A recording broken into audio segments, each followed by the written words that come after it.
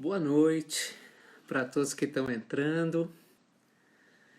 Vamos aguardar um minuto que o Nelson já vai entrar e nós então começaremos essa quarta live da Revista de História, um mês inteiro, quarta entrevista e uma alegria, né? Uma absoluta alegria ter acompanhado, ter estado aqui desde a primeira para ampliar os espaços da Revista História, ter novos contatos, etc.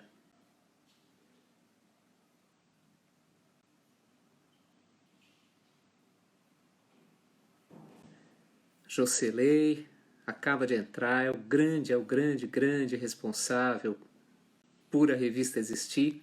Boa noite para todo mundo, boa noite Cláudio Chapô, prestigiando o irmão, grande aluno de 30 e tantos anos atrás. Então vamos aguardar mais um pouquinho. O Nelson deve estar se preparando para conectar, para a gente começar esse bate-papo sobre música, direitos civis.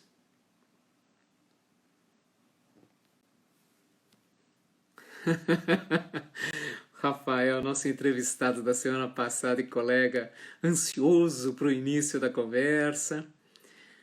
Daqui a uns segundinhos, Nelson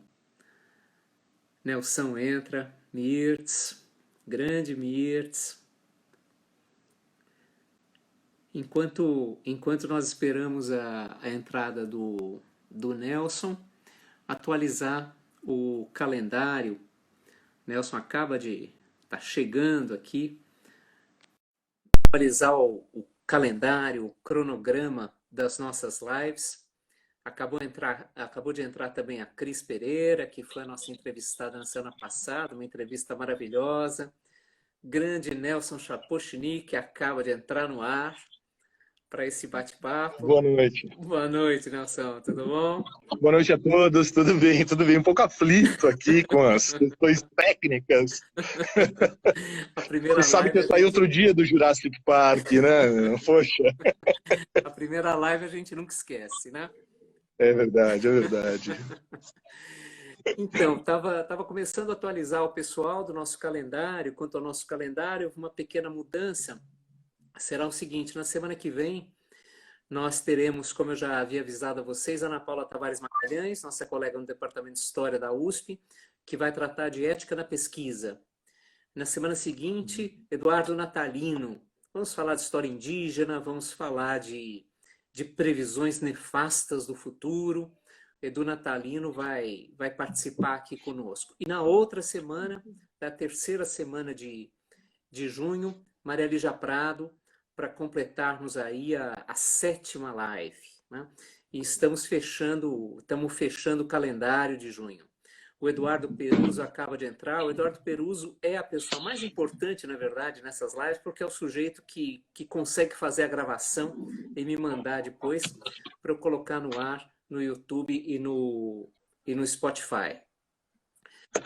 Esperar mais um minutinho, o pessoal vai entrando. Tá ok. Eu vou fazer um teste do som, tá bom, Júlio? Mande brasa. Então tá. Só para ter uma palhinha. Porque essa live não vai ser só conversa, vai ter música. Tá dando para ouvir bem? Tá dando para ouvir. Bem, não. Não, mas dá para ouvir, dá para discernir direitinho.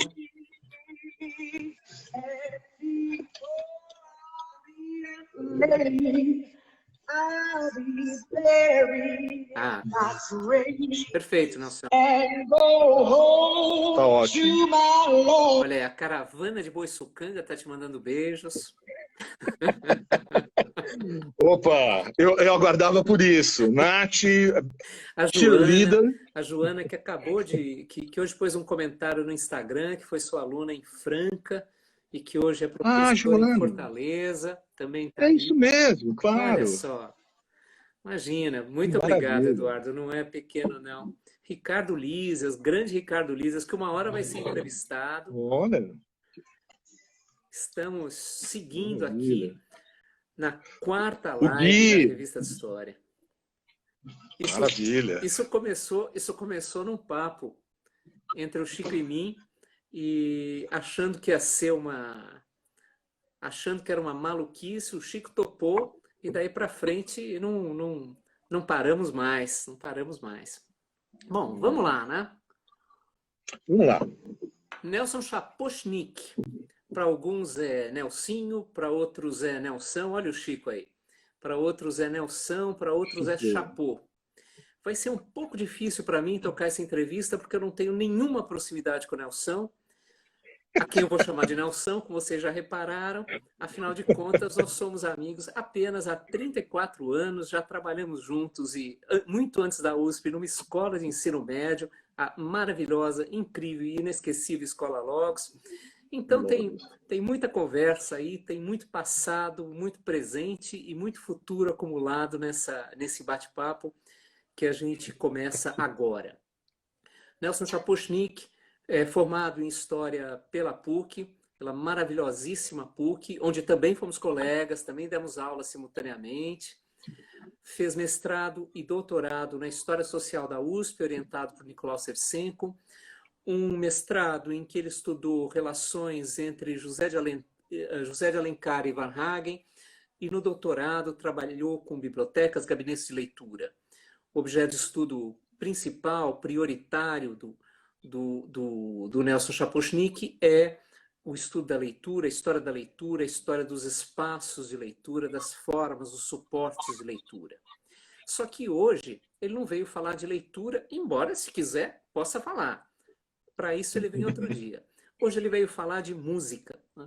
Música e liberdade, uma história sonora do movimento dos direitos civis. E a gente começa justamente, Nelson, querendo saber como é que essas coisas se juntam. Música, história e ensino. Bom, eu esqueci de falar que o Nelson hoje é professor da Faculdade de Educação da USP, né? Nosso colega, e trabalha, além da questão das bibliotecas, os gabinetes de leitura, etc., trabalha com questões teóricas, trabalha com questões metodológicas da história. Como é que essas coisas se combinam, Nelson? Música, história, ensino de história, como é que tudo isso se junta e como isso se junta e o peso, a importância disso nesses tempos que a gente está vivendo? Legal, Júlio. Então, boa noite. Mais uma vez, obrigado pelo convite, a você, a todos os membros do conselho da revista. Uma boa noite para todos que estão participando aí da live. Então, vamos lá. Como você falou, a minha área de estudos é a área de história cultural. E quando eu ingressei na Faculdade de Educação, isso é, em 2001, eu segui aquilo que o Pierre Bourdieu chama dos ritos da instituição. Isso é, eu vinha da área de teoria da história, metodologia na Unesp de Franca, e procurei me adaptar ao programa de curso da professora Cis Bittencourt, eu entrei no lugar dela, e da professora Katia Budi, que já lecionava lá. Obviamente que eu fui introduzindo alguns textos, alguns tópicos novos, e um deles era, obviamente, as linguagens do ensino de história. E aí é que eu acabei chegando a esse tema por uma indicação de uma aluna que, se eu me encontrar com ela na rua, eu vou me lembrar dela. Lamentavelmente, eu não me lembro do nome dela. Mas ela se propôs a fazer uma oficina sobre relações entre música e história, ensino de história, a partir de uma canção da Billie Holiday chamada Strange Fruit, que fala dos linchamentos no sul dos Estados Unidos. E eu não conhecia essa canção. E aí foi um grande aprendizado, o que reforça aquela coisa que a relação é assimétrica, mas a gente sempre aprende com os alunos, né? E a partir daí eu comecei a perceber que seria muito plausível juntar o campo da música posto que eu sou um diletante. Eu nunca estudei música, até toquei, mas era de orelhada, essa coisa, com um ensino de história. E o pressuposto foi de que, apesar da música frequentar a escola, né, acho que todo mundo deve se lembrar daquela fotografia que aparece muito nos livros didáticos, do Villa-Lobos regendo o canto dos estudantes, né, o canto orfeônico no estádio do Vasco, no 1º de maio, né, em que pese, portanto, a música frequentar a escola, em algum momento, ter existido uma disciplina chamada educação musical, e dos livros didáticos acabarem incorporando a música, o uso que se faz no ensino de história da música, ao meu ver, é muito raso. E aí eu devo dizer o seguinte, eu estou muito mais preocupado com a questão do saber escolar, posto que eu não sou um pesquisador de música como o meu querido contemporâneo de graduação, o Zé Geraldo Vince de Moraes, né? E outros pesquisadores. Membro da comissão editorial da revista e ex-editor. Tá vendo só? Qualificadíssimo na revista.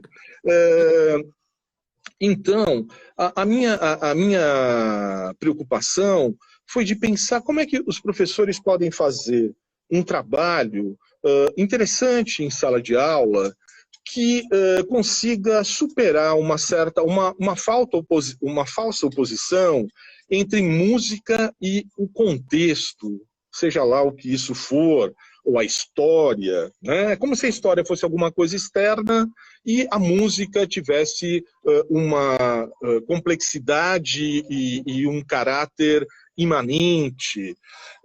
Qual seria, então, um discurso competente para falar sobre a música, né?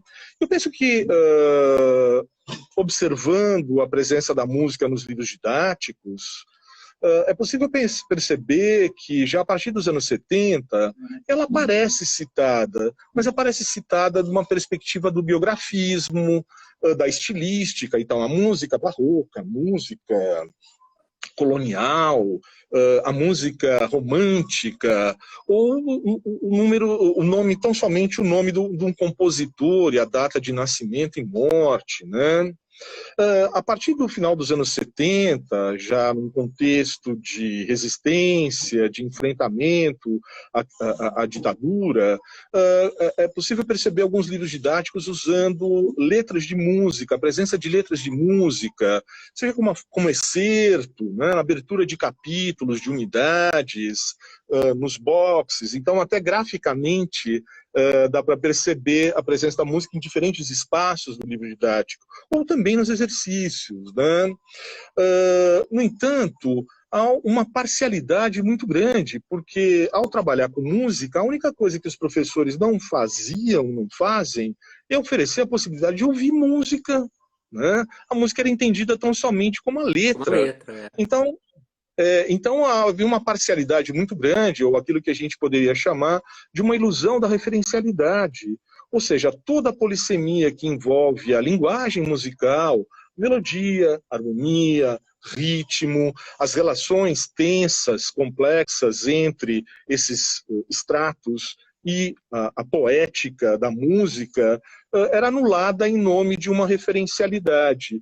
E isso acabou compondo um certo cânone escolar, né? Então, inevitavelmente, para falar do Estado Novo, se fala do Noel Rosa e o Wilson Batista. Para falar da ditadura, se fala da canção de protesto, e aí, eventualmente, a Tropicália. Se fala do Chico Buarque, Cálice, Gonzaguinha e outros, para se falar da trilha sonora da redemocratização, como chamou o Napolitano, e coisas do tipo.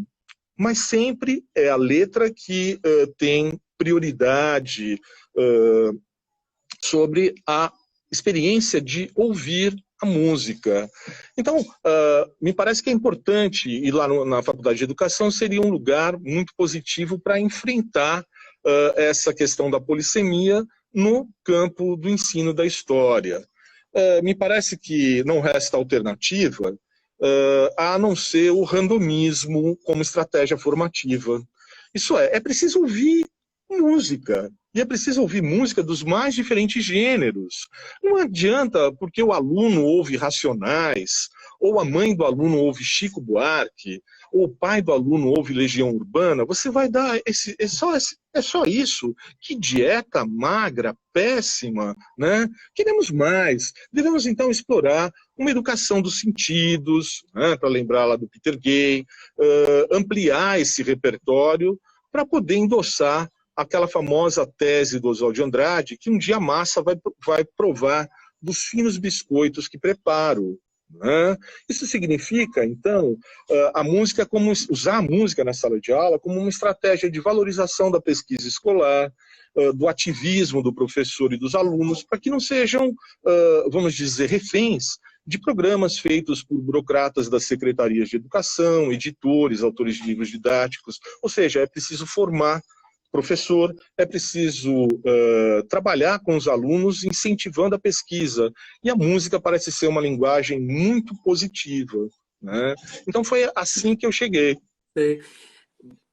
Repertório, né? Você falava agora há pouco de repertório, ampliar o repertório.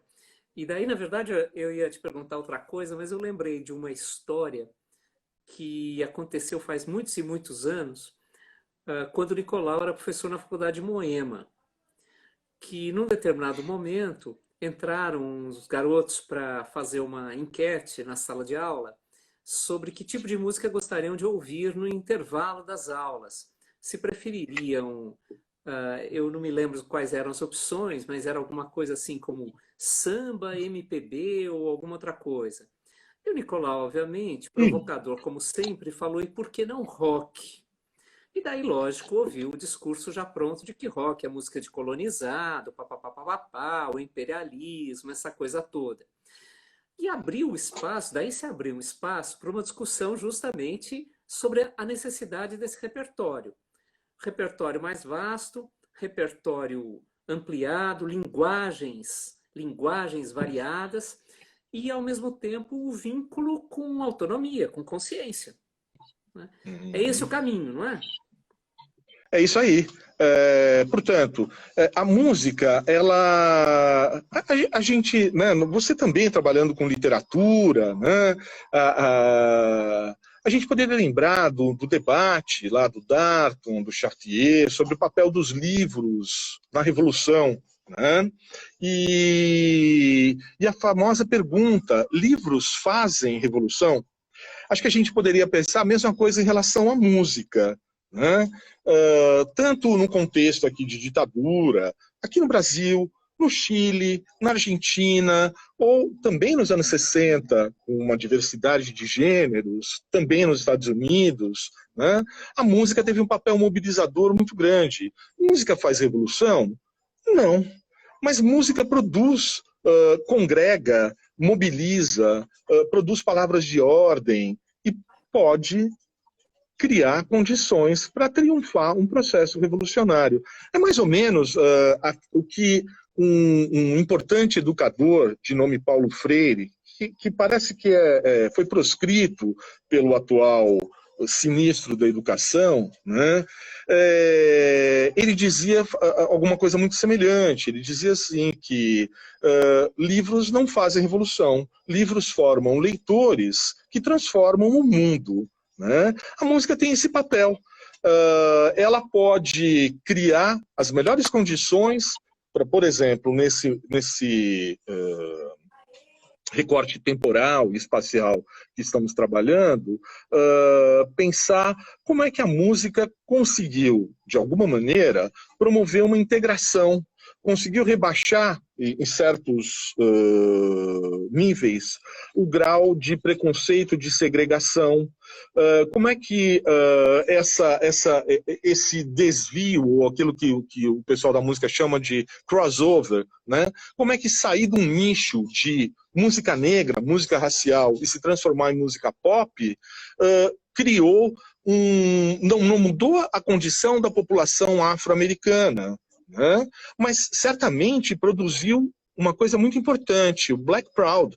Produziu orgulho de ser negro. Não há vergonha alguma de ter o cabelo, o nariz, como a gente vai ver logo logo mais num poema que eu selecionei, que fala exatamente sobre isso. Então a música tem esse papel de produzir, de congregar, né? E o termo é legal porque vem exatamente do âmbito do religioso, né? Sim. Da esfera do religioso, congregar, e ao sair do espaço da liturgia, né? Sair do espaço do sagrado e para o espaço profano e para a rua, ele produz, sem dúvida nenhuma, novas formas de consciência, de atuação, que tem um papel libertador. E daí Então, junto... esse é o papel do rock, né? Claro, do jazz, do blues, do samba, e assim por diante, né? Você buscou a referência religiosa agora, né? E daí fecha um circuito, né? Religião, política, cultura, de onde sai o gospel, de onde saem tantas referências que justamente contribuem para construir essa identidade, mesmo que o termo seja um termo problemático, Uhum. esse orgulho, né? Esse reconhecimento de si, da comunidade a que se pertence e do lugar dessa comunidade num cenário mais amplo. Sim, e particularmente no caso lá dos Estados Unidos, bem, a gente tá mais acostumado, né? Eu, por exemplo, que fui um aluno bissexto do professor Modesto Florenzano, né? Aprendi bastante lendo aquela bibliografia, mas sobretudo ao explicar a Revolução Inglesa, onde sublinhava-se a importância das relações entre religião, sociedade e política, né? E nós temos uma certa tendência a rebaixar a importância da religião, né? Agora, não dá para entender a história do movimento dos direitos civis nos Estados Unidos sem o aspecto religioso. E aí é muito interessante, porque assim como a gente teve lá contendas entre livers, diggers, etc., etc., também nos Estados Unidos você tem uma série de frações dentro da igreja protestante, né? Com batistas, depois pentecostais, isso para também não deixar de falar de uma leitura muito peculiar do islamismo que a nação do Islã, né, o Farrakhan e outros vão fazer. Então, essa questão é muito importante. E a gente também não pode esquecer, no caso dos Estados Unidos, no papel que a igreja dominical teve no sentido de congregar essa legião de homens, mulheres, velhos e crianças que viviam a condição de, apesar de não serem mais escravos, né, a escravidão foi abolida depois da Guerra Civil, da Guerra de Secessão, Guerra de Secessão, a manutenção de legislações estaduais e decretos municipais, as chamadas Jim Crow Law, perpetuaram a segregação e a anulação de direitos importantíssimos dessa população.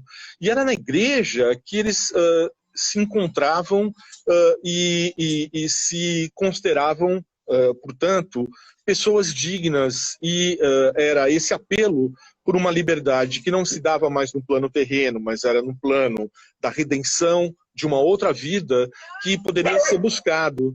E aí a música tem um papel muito grande. Essa escola dominical tem um papel importante na alfabetização, né? A gente, lembrando lá da live do professor Rafael, né? Que está nos Lembrando... assistindo, que está nos assistindo. Opa, que prazer, professor Rafael.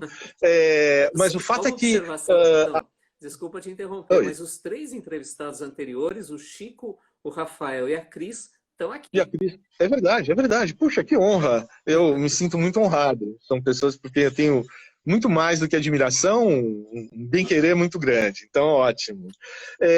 Então, essa igreja que alfabetizava, porque a questão da salvação passava pelo aprendizado da leitura da Bíblia, né? Mas é também nessa escola que nós vamos também nessa igreja que nós vamos assistir a presença de corais, né? Então, canto a capela, depois os corais com várias vozes, depois a introdução de instrumentos, e não dá para pensar numa missa gospel sem um coro e aquele som magnífico de um órgão Hammond, né? Claro. Então, essa questão é fundamental. A música litúrgica, ela, em grande medida, como você lembrou, ela é tributária dos espíritos, né, da música religiosa, dos primeiros afro-americanos, das canções de trabalho, e, portanto, elas têm algumas características formais muito interessantes de serem observadas. O canto a capela, o coro, a técnica da pergunta e resposta, então, uma voz que canta e o coro responde, né? O uso das palmas para marcar o ritmo, né? E o uso também daquele vibrato vocal, melisma, né? Que todo cantor, cantora metido desses The Voice trata de fazer. É uma coisa difícil, precisa de técnica, né? Não é qualquer cantor que faz isso. Mas, enfim, essas técnicas, esse aprendizado se dava inicialmente no âmbito da igreja, no âmbito do templo. E, obviamente, que essas canções falam da liberdade no plano divino, né? Da ressurreição, da luta por oportunidades. Eu vou apresentar aqui um pequeno trecho. Eu vou precisar recorrer aqui aos meus assistentes para colocar o dedo no celular para poder ter música. Contra a regra. Mas é contra a regra, isso. Rendeu bons risos aqui, viu, Júlio? Mas exatamente é uma canção que faz parte desse repertório do inário de muitas igrejas batistas e que, ao longo das manifestações nos anos 50, 60, vão ser mobilizados e vão ser ressignificados. Então, esta aqui é uma delas, bastante conhecida, porque aparece em muitos filmes. Oh, freedom. Oh, freedom over me. And before I'll be a slave, I'll be buried in my grave and go home to my Lord and be free. A segunda voz Oh, agora, freedom. coro. Oh, freedom. Oh, freedom. Oh, freedom over me. Over me. Yeah. Before your fading, I'll be buried in my own grave. And go to my Lord and be free. Bueno, então temos aí, né, uma estrutura que se vale simplesmente da vocalização, né, coro, resposta, pergunta e resposta, melisma. Temos aí algumas estruturas básicas e uma mensagem muito, muito importante. Quer dizer, eu vou somente conquistar minha liberdade quando eu me reencontrar com Deus, né? Depois de ser enterrado, né, é que eu vou ser novamente um homem livre, porque a minha existência é uma existência de cativo, né? É muito importante lembrar que essas canções elas vão ser mobilizadas nas passeatas, nas ocupações, né, nos sit-ins e todas aquelas manifestações políticas que vão acontecer ao longo do final dos anos 50, de 56, 57, até 68, por aí, né? Elas vão ser incorporadas em palavras de ordem. Acho que uma frase que acho que é um lugar comum né, uma tópica presente nos cartazes da Marcha para Washington, em 63, né, We Shall Overcome, Nós Triunfaremos, que também é um hino gospel. Né? Agora, o que é muito interessante é que muitas dessas canções elas vão ser cantadas e vão ser acrescidas de versos que têm a ver com as lutas do presente. Então o significado da liberdade também muda. Deixa de ser uma liberdade projetada para um outro plano, para o plano divino, para ser uma liberdade que é um postulado, é um imperativo. Sim. Né? Temos que lutar pela liberdade agora. Né? E aí é muito interessante perceber que muitos artistas que saíram do campo do campo religioso e vão se firmar como artistas do rhythm and blues ou da música pop, eles foram formados num primeiro momento como cantores de música litúrgica. Talvez os dois mais conhecidos sejam James Brown e o Ray Charles, né? Lembrando também a Sister Rosetta Tharpe. Mas é fundamental, por exemplo, que a gente lembre de um grupo aí pensando na transição, nesse processo então da música laica, mas que tem origens lá no espaço do sagrado, por exemplo, um grupo de irmãos, né, são 3 irmãs e um irmão, as Staple Singers, né, que vão fazer uma série de músicas importantíssimas. Uma delas, eu adoraria ouvir com vocês muitas delas, mas eu vou passar só um pequeno pedacinho, que é a Freedom Highway, que fala exatamente da marcha, uma música feita no contexto da marcha para Washington. E como vocês vão observar, nós temos aqui palmas, a guitarra e vocalização. Então...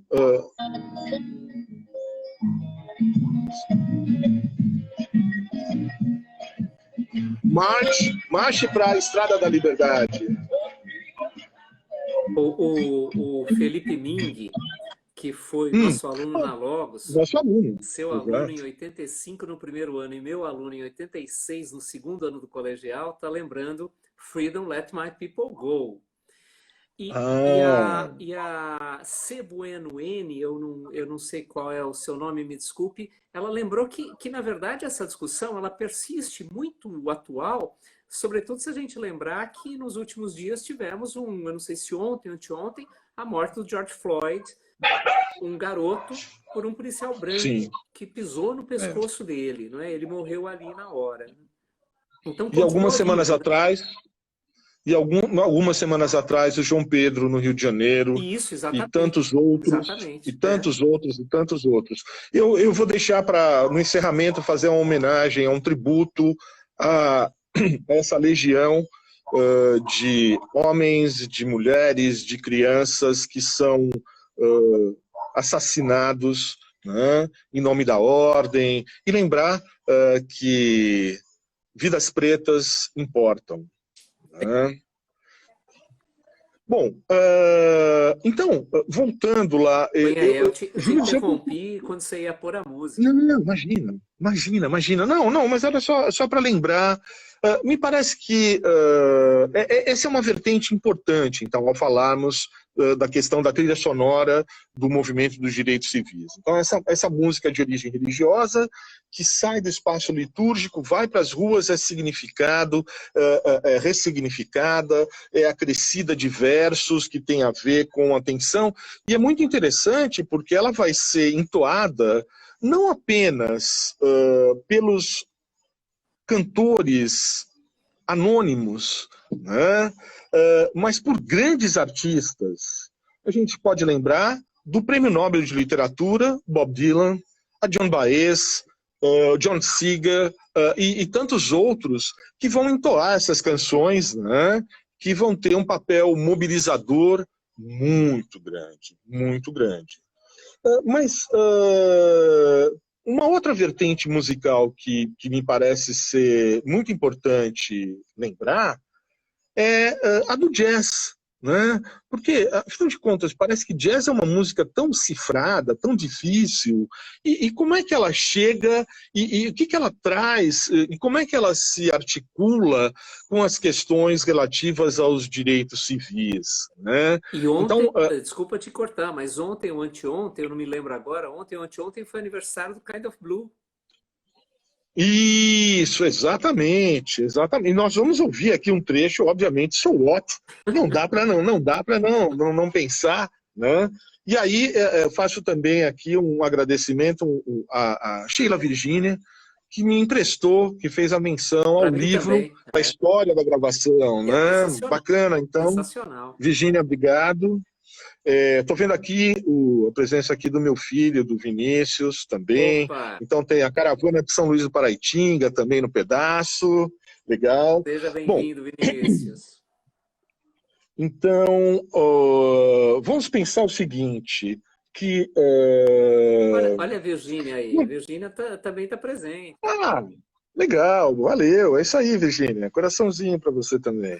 É, Então, olha só, pensando nessa questão de como é que o jazz se articula, uma coisa importante, né, que vai ser recuperado na filmografia, em depoimentos, etc., é o choque que os soldados negros... Olha, o Massal ouvi muita música, fui formado na casa dele, Electric Ladyland, Jimi Hendrix, Massal, maravilha. E a Gabi, nossa colega Gabi também está por aí. Gabi O também, Osias, poxa eu vida, não que consigo enxergar todo mundo, mas o Osias também, outro colega, está presente. Opa, que beleza. Então, a experiência de choque vivida por muitos soldados negros que foram para a Europa na Segunda Guerra, né, lutar pela liberdade contra o nazifascismo, e ao retornar para os Estados Unidos se deparam com as condições absolutamente desfavoráveis, né, vividas nas comunidades urbanas e rurais pela população negra. Como é que era possível ser recebido como um herói na Europa e ser tratado tão mal, ou como diz também uma canção, né, dos Staple Singers, Why You Treat Me So Bad? Né? Poxa, isso também estava articulado com um determinado momento na história da música americana, que foi exatamente em função da crise do pós-guerra, o fechamento dos music halls, né, das salas de espetáculo, a necessária restrição imposta pelas municipalidades aos espaços para dançar, os aluguéis caros, as dificuldades em você viajar pelo país, excursionar com big bands, sobretudo para os estados do sul, onde os artistas, os músicos, não eram recebidos em restaurantes, em hotéis, por conta da segregação, né? Juntos, mas separados, né? O lema. Então isso acabou favorecendo uma nova consciência, uma nova concepção de música e de uma postura desse artista. Se por um lado orquestras tiveram um papel fundamental na formação desses músicos, Coleman Hawkins, Lester Young, Count Basie, Duke Ellington, nossa, não dá para pensar a história do jazz, né, sem as orquestras, a era do swing, etc. Mas com essa nova conjuntura pós-Segunda Guerra Mundial, nós temos uma nova percepção de que essa nova música é uma música que não é para dançar, é uma música que é para ser ouvida. É uma música que pressupõe alguma forma de distanciamento, uma forma de intelecção, que solicitava do artista um grau de conhecimento musical, né? Porque se passavam a se explorar notas, né, com nona, 11ª, 13ª, determinadas técnicas que vão favorecer a improvisação, que vão conferir autonomia para esse músico, que a gente falava agora há pouco.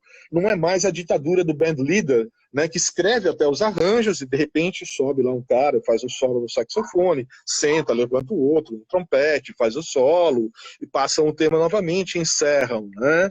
Agora você tem essa figura do intérprete, do solista, que tem autonomia e que isso tem a ver com esse novo espaço que ele toca, uma nova inserção social desse músico, né?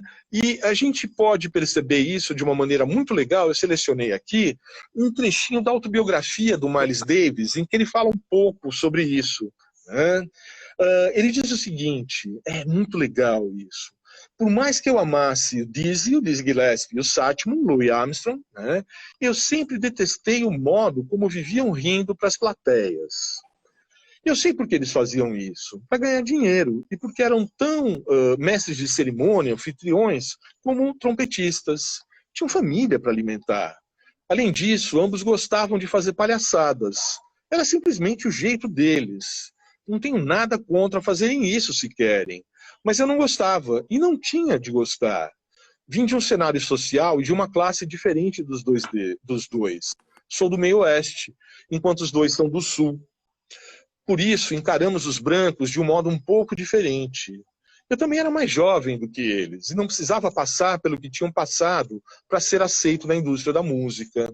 Eles já tinham aberto muitas portas para pessoas como eu passarem, e eu achava que podia apenas cuidar de tocar o meu trompete, a única coisa que eu queria fazer. Não me via como um anfitrião, como mestre de cerimônias, como faziam eles. Não ia fazer isso apenas para que um branco, filho da puta, racista, que não tocava nada, escrevesse algumas coisas bonitinhas a meu respeito. Não. Não ia vender meus princípios por eles. Queria ser aceito como bom músico, e isso não exigia dentes à mostra, só saber tocar bem o trompete. E foi isso que fiz então e agora. Os críticos podem pegar ou largar. Essa fala me parece ser super importante, né? Porque ele fala da emergência de uma classe média negra, né? Da inserção desses músicos de uma formação universitária, Juilliard School e outras, no caso do Miles, do Ron Carter, né? E tantos outros, e também de uma postura, de uma nova consciência de que o papel deles era produzir música e não entreter a plateia. Aliás, quando ele fala desse sorriso branco, ele está fazendo uma referência à cabana do Pai Tomás, né? A expressão pejorativa que acabou virando essa coisa de agir como um Pai Tomás, do negro solidário, subserviente aos interesses do branco.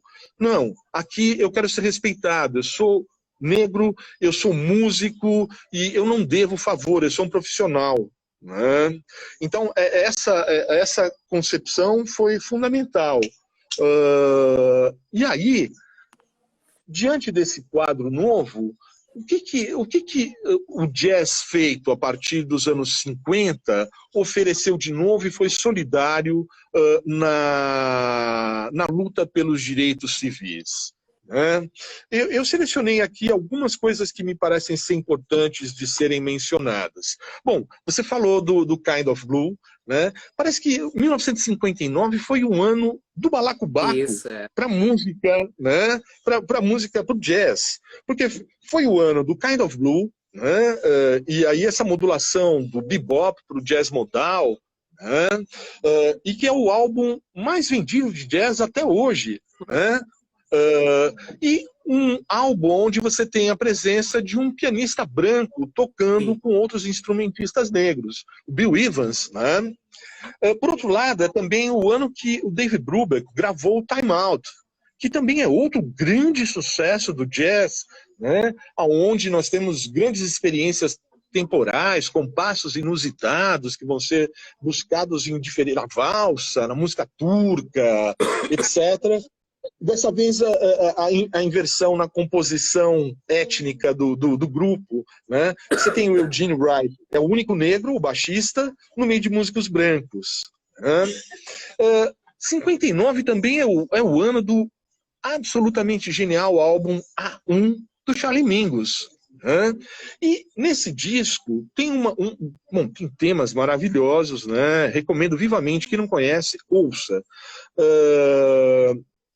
Tem uma música que foi censurada. O disco foi lançado pela Columbia Records e tinha uma música chamada Fables of Fables, que é a fábula de Faubus, que era o governador, o Orval Faubus, o governador do Arkansas, que colocou a polícia para agredir, primeiro proibiu e depois colocou a polícia para agredir os manifestantes que lutavam pela a questão da integração racial na escola, né, em 57. Ele fez essa música com uma letra que é sensacional e foi vetada. E ele só conseguiu apresentar essa música num álbum gravado no ano seguinte, 1960, por outra gravadora, pela Candid Records. Né? Eu vou passar um trechinho da música e vou ler a letra que foi censurada e que só foi apresentada. Por favor, Marli, você pode... Ah, obrigado.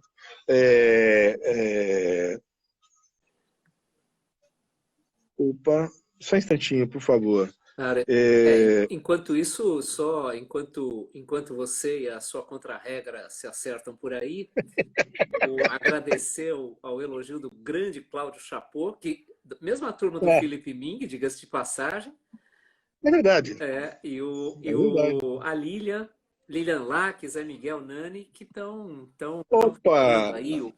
E o Alan lembrou que 59 é o ano também do Ornette Coleman.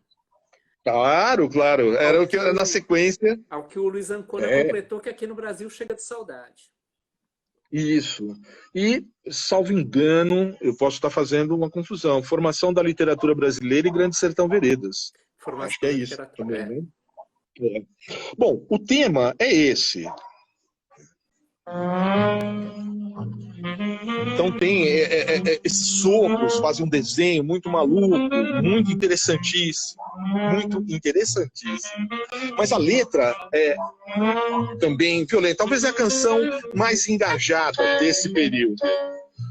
Ela diz o seguinte: ó Senhor, não deixe que eles atirem em nós. Ó Senhor, não deixe que eles nos apunhalem. Ó Senhor, não deixe que eles nos castiguem. Ó Senhor, não mais suásticas. Ó Senhor, não mais Ku Klux Klan. Nomeie-me alguém que é ridículo, Danny. O governador Faubus. Por que ele é tão doente e desprezível? Ele não permitirá as escolas integradas. Então ele é um imbecil. Ó, vaias, nazista, fascista, supremacistas, vaias, Ku Klux Klan com seu projeto Jim Crow. Nomeie-me um punhado de gente desprezível, Danny. Faubus, Nelson Rockefeller, Eisenhower.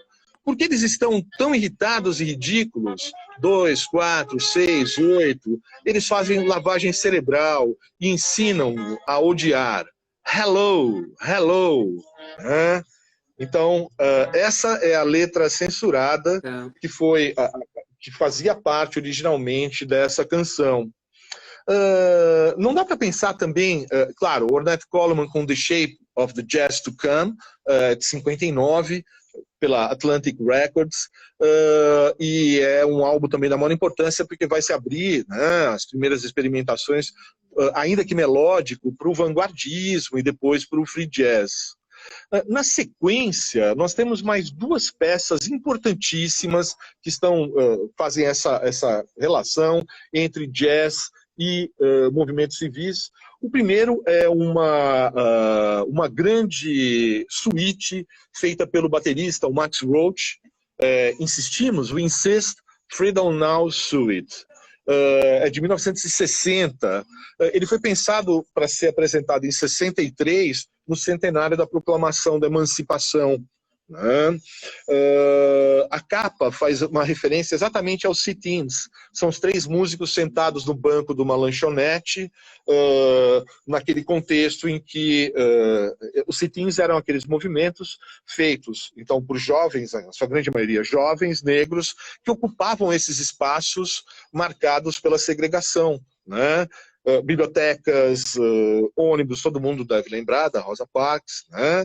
Mas no caso aqui são dos restaurantes, né? Então eles estão num balcão e o chapeiro, o garçom atônito, branco, olha para aqueles 3 negros sentados.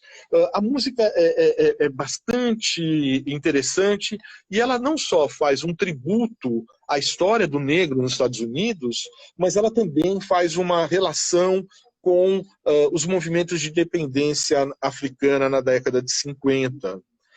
Então, é uma obra que não é fácil de ouvir.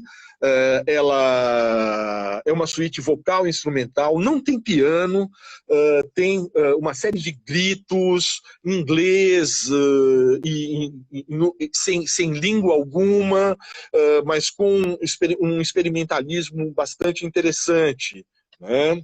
E fechando essa relação de obras,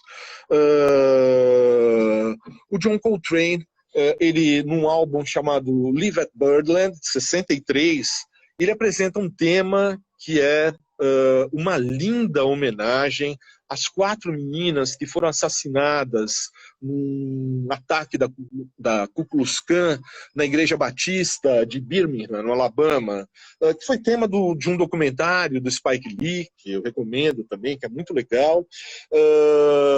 Foi gravado pelo Rudy Van Gelder, né, que é o grande artista que está por trás do jazz. Então é mais ou menos assim, como aquelas pessoas que são fãs de música clássica e vão atrás do selo Deutsche Grammophon, né? Quem ouve jazz, vendo essa referência ao Rudy Van Gelder, pode comprar, pode sentar para ouvir, que vai ser uma maravilha, né? E esse tema é maravilhoso. A história também é muito interessante porque ele leva os músicos, entre eles o pianista McCoy Tyner, né, para casa do Rudy Van Gelder, onde era o estúdio, né, ali atravessando o rio, né, naquele estado onde o Paulo Francis dizia que só tinha vaquinha, né, quando você sai de Manhattan, atravessa o rio, aí tem lá um estado onde só tem vaquinha. Mas tinha um estúdio, e aí que ele revelou esse repertório, e essa música é uma coisa muito linda.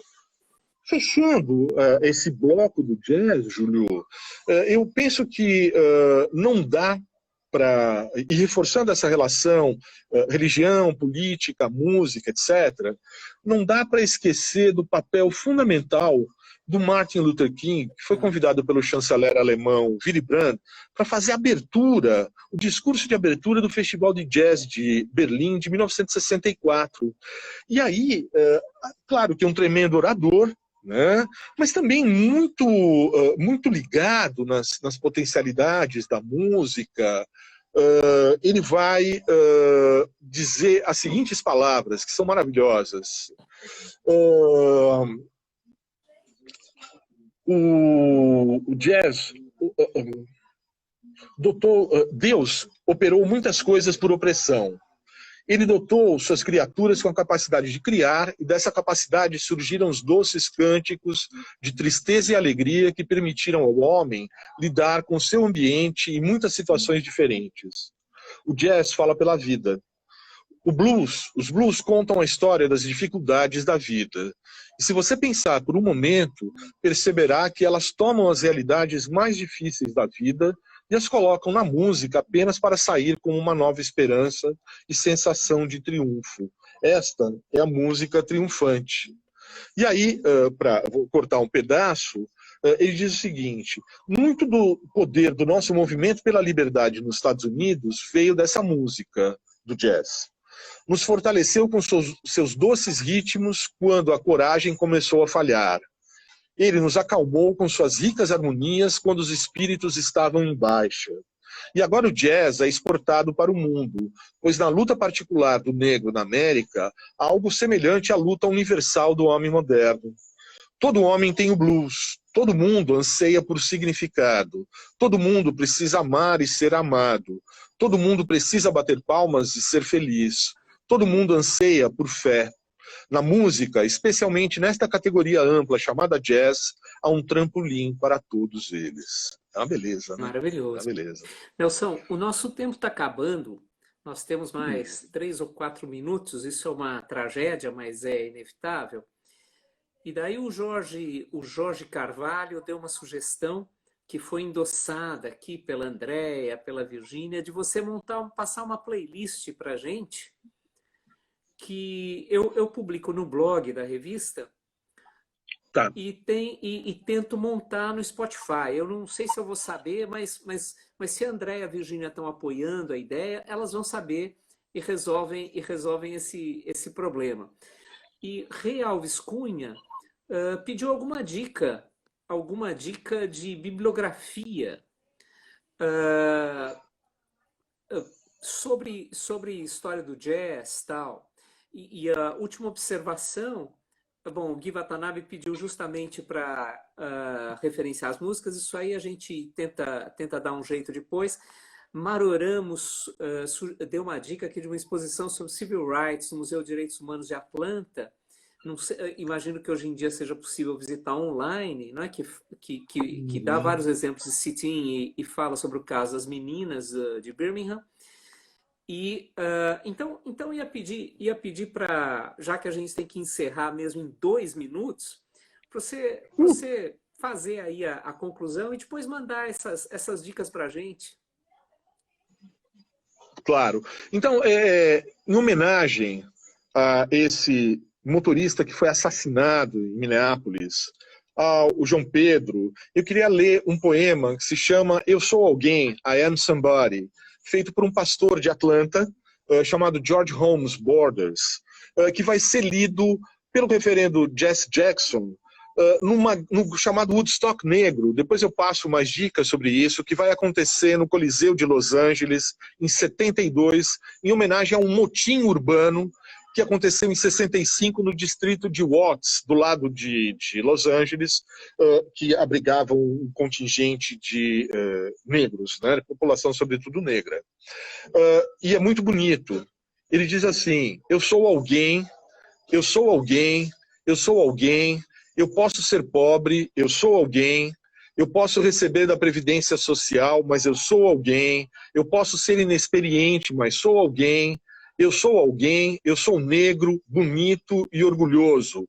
Eu devo ser respeitado, eu devo ser protegido. Então, vai esse poema em homenagem a essa legião aqui no Brasil, né? Nós sabemos o que significa ser negro, jovem, é um risco muito grande, que as autoridades então respeitem, né? E que essa moçada possa cada vez mais frequentar e se tornar nossos alunos, né, Júlio? Exatamente, é isso aí. Exatamente. Nelson, dava para mais 2 horas, mas vai cair a conexão. Então, obrigado para todo mundo que assistiu. O Fábio Franzini acabou de dar um toque. Muito obrigado para todo mundo. Muito obrigado para você. Uma hora dessas a gente faz outra para continuar essa conversa. Lembro que semana que vem temos Ana Paula Tavares Magalhães falando de ética na pesquisa. E encerramos aqui para todo mundo agora desligar e ir ouvir música negra. É essa a ideia. Isso aí. Tá bom? Maravilha, Júlio. Obrigadíssimo. Obrigado, Nelson. Boa noite. Obrigado a todos.